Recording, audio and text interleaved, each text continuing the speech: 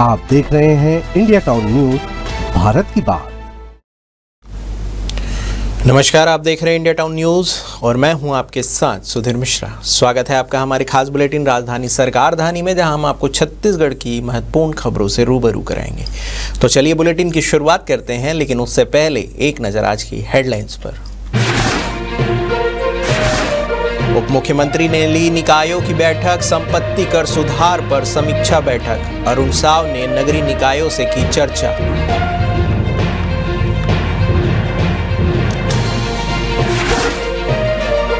मांगे अनसुनी, एनएचएम कर्मियों ने छोड़ी नौकरी। संविदा कर्मियों का सामूहिक त्यागपत्र। संवाद नहीं दमन, कर्मियों का विरोध तेज।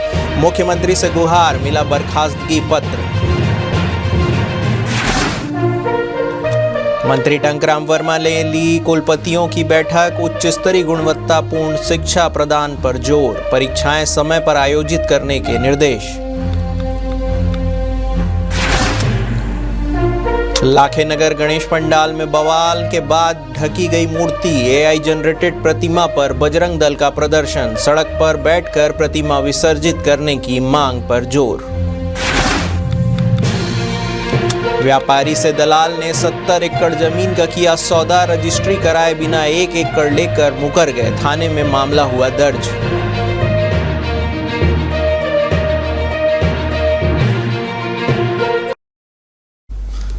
अब खबरें विस्तार से। उप मुख्यमंत्री व नगरीय प्रशासन एवं विकास मंत्री अरुण साव ने नगरीय निकायों में संपत्ति करों के युक्तियुक्तकरण के लिए बैठक ली। मंत्रालय महानदी भवन में आयोजित वर्चुअल बैठक में राज्य के सभी नगर निगमों के महापौर, आयुक्त, नगर पंचायतों के अध्यक्ष और मुख्य नगर पालिका अधिकारी शामिल हुए। उप मुख्यमंत्री साव ने के साथ नगरीय प्रशासन विभाग के सचिव डॉक्टर बसवराजू एस और संचालक आर एक्का भी मंत्रालय से बैठक में ऑनलाइन जुड़े। आपको बता दें कि उप मुख्यमंत्री अरुण साव ने बैठक में कहा है कि नगरीय निकायों के कार्यों के प्रदेश की छवि निर्मित होती है। शहर में नागरिकों को बेहतर सुविधाएं उपलब्ध कराना संबंधित नगरीय निकाय की जिम्मेदारी है। उन्होंने महापौर और नगर पालिकाओं और नगर पंचायतों के अध्यक्षों से कहा कि शहर में आगे ले जाने का जिम्मा आप पर है। शहर के संपत्ति करों के मूल्यांकन और उनमें सुधार की शुरुआत अपने कार्यालयों और अपने घरों से करें।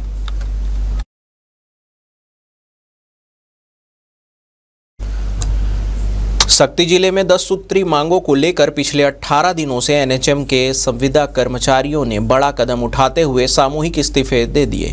जिले के लगभग 200 एनएचएम कर्मचारियों ने सीएमएचओ को अपना त्यागपत्र सौंपते हुए चेतावनी दी है कि जब तक उनकी मांगें पूरी नहीं होती है तब तक आंदोलन लगातार जारी रहेगा। कर्मचारियों का कहना है कि वे 18 अगस्त से शांतिपूर्ण और लोकतांत्रिक तरीके से संविधान प्रदत्त अधिकारों के तहत आंदोलन कर रहे हैं। इससे पहले वे शासन और प्रशासन को लगभग 160 ज्ञापन सौंप चुके हैं, लेकिन अब तक किसी स्तर पर उनकी मांगों पर कोई ठोस कार्रवाई नहीं की गई। आंदोलनकारी कर्मचारियों ने आरोप लगाया है कि जहां एक ओर प्रशासन की ओर से व्हाट्सएप के माध्यम से चेतावनी और बर्खास्तगी के आदेश तेजी से जारी किए जा रहे हैं, वहीं दूसरी ओर उनकी नाजायज मांगों के समाधान में कोई गंभीरता नहीं दिखाई जा रही है। उन्होंने कहा है कि प्रदेश अध्यक्ष डॉक्टर अमित मिरी ने मुख्यमंत्री से हस्तक्षेप की अपील की थी, लेकिन उसी दिन शाम को ही बर्खास्तगी पत्र जारी कर संवाद की संभावनाएं ही खत्म कर दी गई। हड़ताल के 18वें दिन जिला शक्ति के 200 कर्मचारी आज सामूहिक इस्तीफा देने के लिए सीएमएचओ ऑफिस शक्ति आए हुए थे। हम लगातार अनिश्चितकालीन हड़ताल पे बैठे हुए हैं। हमारी 10 सूत्री मांगे हैं। शासन को हमने कई बार आवेदन निवेदन किया, कम से कम 160 से 170 बार हमने ज्ञापन दिया। लगातार अपनी मांगों को सरकार को बताने का प्रयास किया, मगर उनकी बेरुखी और अड़ियल रवैया कोई प्रकार का हमारे पक्ष में कोई भी प्रकार का वो निर्णय स्थापित नहीं हो पा रहा है। और लगातार हमने कई बार संवाद भी करना चाहा, मगर वो लगातार हमसे भागना चाह रही है और हमारी जायज़ मांगों पे कोई विचार नहीं कर रही है। इसके साथ हम लगातार संवाद स्थापित ना होने के बाद हमारे जो साथी हैं उनके ऊपर बर्खास्तगी का लेटर जारी हुआ।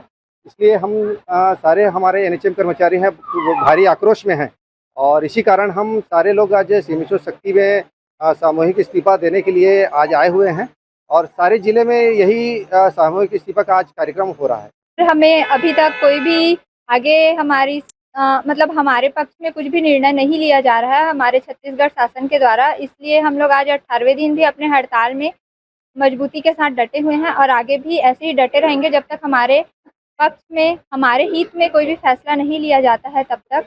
और ये जो सामूहिक इस्तीफा हम लोग जो दे रहे हैं वो हमारे प्रांतीय टीम से 25 लोगों की बर्खास्ती कर दी गई है, इसलिए आज हम इस सामूहिक इस्तीफा दे रहे हैं। आगे अब क्या रणनीति है आपको?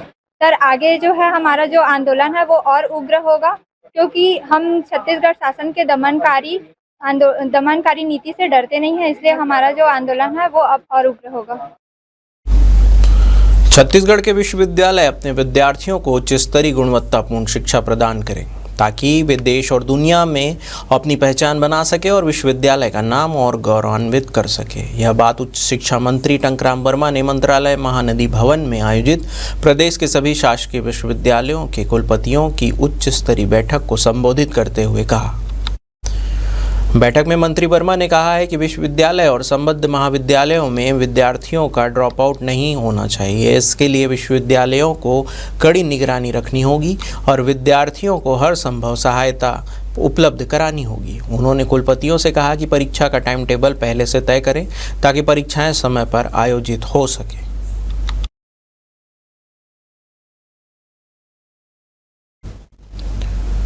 राजधानी रायपुर के लाखे नगर में स्थापित एआई जनरेटेड गणेश जी की प्रतिमा और पंडाल में देर रात फिल्मी और अशोभनीय गाने बजाने को लेकर बजरंग दल ने जमकर बवाल किया, जिसके बाद पंडाल की लाइट बनकर गणेश जी की मूर्ति को ढक दी गई।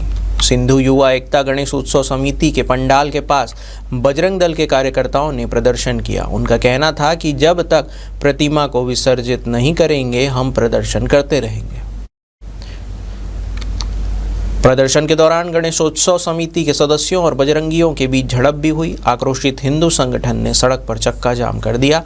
वहीं गणेश पंडाल के बाहर हनुमान चालीसा का पाठ किया गया। मामले की जानकारी मिलते ही मौके पर बड़ी संख्या में पुलिस बल तैनात किया गया और आसपास थानों के दर्जन भर टीआई मौके पर पहुंचे और इसके अलावा जिला प्रशासन के वरिष्ठ अधिकारी भी मौजूद रहे।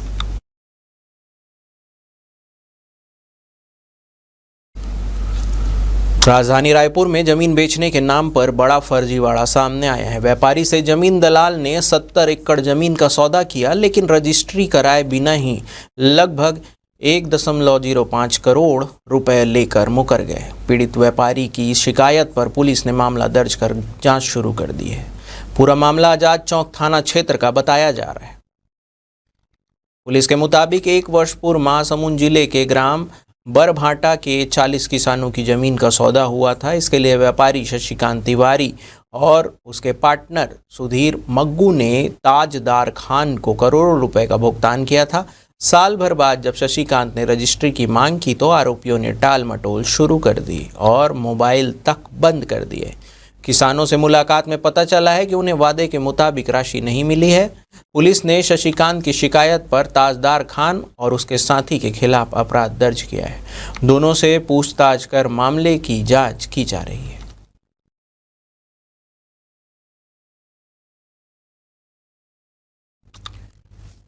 वक्त हो चुका है एक छोटे से ब्रेक का। बने रहिए इंडिया टाउन न्यूज के साथ। अब खबर आपकी उंगलियों पर, हर खबर पर हमारा नजरिया। इंडिया टाउन न्यूज, भारत की बात। कभी कभी चेहरे का छुपा दर्द दुनिया नहीं देख पाती है। दाग, मुहासे, झाइयां सब आपके आत्मविश्वास को कम कर देता है, पर अब नहीं, क्योंकि Rukhsana glow and fair face pack जो दे आपकी स्किन को वो प्यार जो सिर्फ प्रकृति दे सकती है। हर लेयर को साफ करे, हर दाग को करे हल्का और आपकी मुस्कान फिर से लौटाए। Because you deserve to glow naturally. Rukhsana herbal beauty product Amazon, Meesho और फ्लिपकार्ट में भी उपलब्ध। ब्रेक के बाद आपका स्वागत है। छत्तीसगढ़ में हाई प्रोफाइल ड्रग्स पेडलिंग मामले में गिरफ्तार शातिर तस्कर नव्या मलिक की पुलिस रिमांड कोर्ट ने बढ़ा दी है।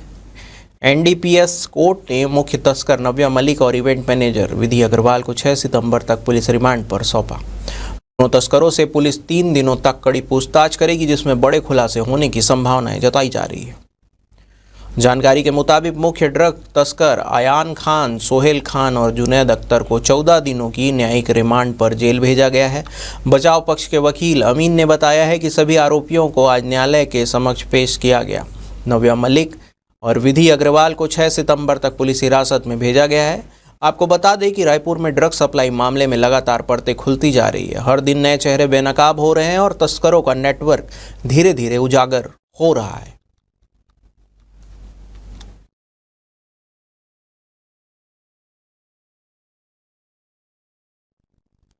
बस्तर जिले में जन जीवन मिशन के कार्यों के लापरवाही और धीमी प्रगति पर जिला प्रशासन ने सख्त रूप अपनाए हैं। कलेक्टर एवं जिला जल एवं स्वच्छता समिति के अध्यक्ष हरीश एस ने के साथ हुई समीक्षा बैठक में कार्यों की लापरवाही पाए जाने पर 10 ठेकेदारों को ब्लैकलिस्ट कर दिया है।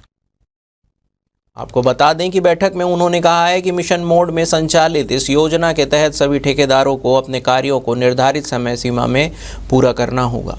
उन्होंने चेतावनी दी है कि अगर कोई ठेकेदार या एजेंसी आगे भी लापरवाही बरतेगी या प्रगति में सुधार नहीं करेगी तो उसके खिलाफ और सख्त कदम उठाए जाएंगे, जिसमें ब्लैक लिस्ट करने के साथ ही वास्तविक प्रगति का मूल्यांकन और ठोस कार्रवाई शामिल होगी। कलेक्टर ने जोर देकर कहा है कि जल जीवन मिशन में किसी भी प्रकार की लापरवाही बर्दाश्त नहीं की जाएगी।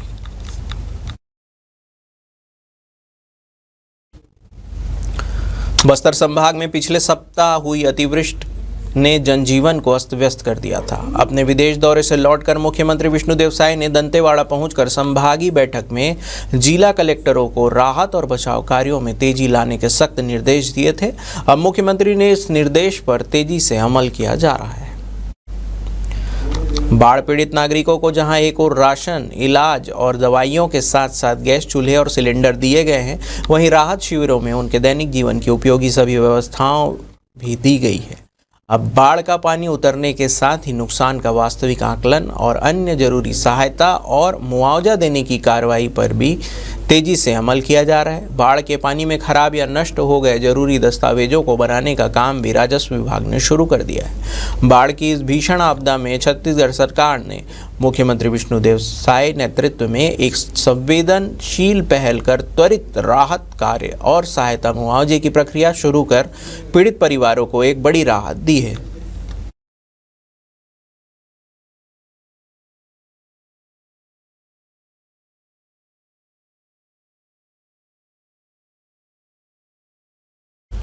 साय सरकार के मंत्रिमंडल विस्तार का मामला एक बार फिर से हाईकोर्ट में पहुंच गया। अब की बार कांग्रेस ने 11 से मंत्रियों की संख्या 14 किए जाने के खिलाफ याचिका लगाई है, जिस पर आगामी सोमवार को सुनवाई होगी।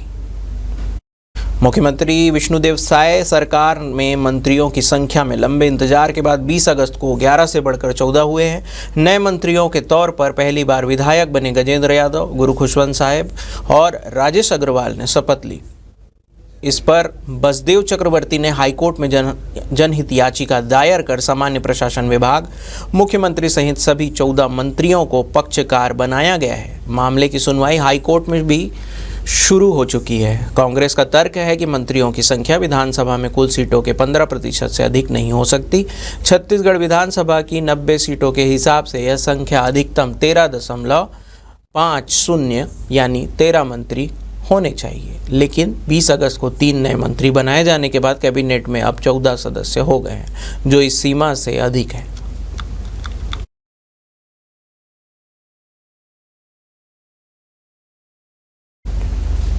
प्रदेश की साय सरकार पुलिसिंग को मजबूत करने और वरिष्ठ अफसरों के अनुभव का लाभ लेने के मकसद से राज्य के 2 सेवानिवृत्त भारतीय पुलिस सेवा अधिकारियों को संविदा नियुक्ति प्रदान किया है। नियुक्ति होने वाले अफसरों में बीएस ध्रुव पुलिस महानिरीक्षक और एससी द्विवेदी पुलिस महानिरीक्षक का नाम शामिल है। फिलहाल दोनों ही अफसरों को पुलिस मुख्यालय नया रायपुर में विशेष कर्तव्यस्थ अधिकारी यानी ओएसडी के तौर पर तैनाती मिली है। इस संबंध में गृह विभाग की तरफ से विधिवत आदेश जारी कर दिया गया है। आदेश में बताया गया है कि यह नियुक्ति 1 वर्ष के लिए होगी, जबकि संविदा के सेवा शर्त पृथक से जारी की जाएगी।